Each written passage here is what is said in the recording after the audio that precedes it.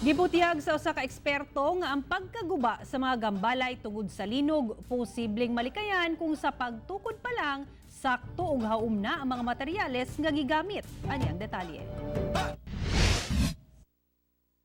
Kay nabutang man kita sa earthquake belt tungod sa kadagang fault line sa Mindanao, dawato na kuno nato ang mga nasinating linog na kabahin na sa atong kinabuhi.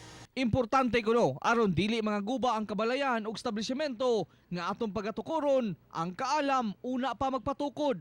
So dapat seryoso ang design, eksakto ang ginatawag nato ang detailing, number sa bakal, spacing sa bakal, kakusgon sa concrete, ang dimension sa mga columns nga during the execution, during the construction, walay shortcut.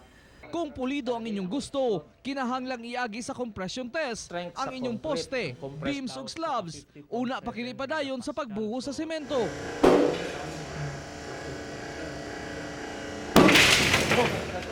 Ang bakal nga gamiton iagi sa tension test. Pinabira na siya in tension, nya mugawas to dito sa monitor unsa ang behavior niya. Nag-meeting. Ayun. Okay.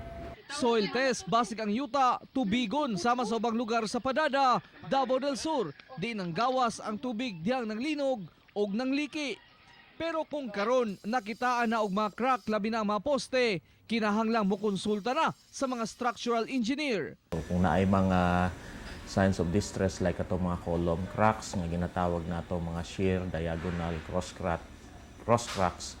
So nanadayon to yung recommendation. Pero kung masutang minor damages lang, pwede man daw i-repair. Sama sa mga pader ug bungbong nga pwedeng balahan og epoxy. Kung sakto og dunay kaalam, dili kuno kita mabiktima sa linog ug daghang kinabuhi ang masalbar. So lang sa testing, daghan gyud tag mga building nga mo withstand gyud og kanang strong motion earthquakes.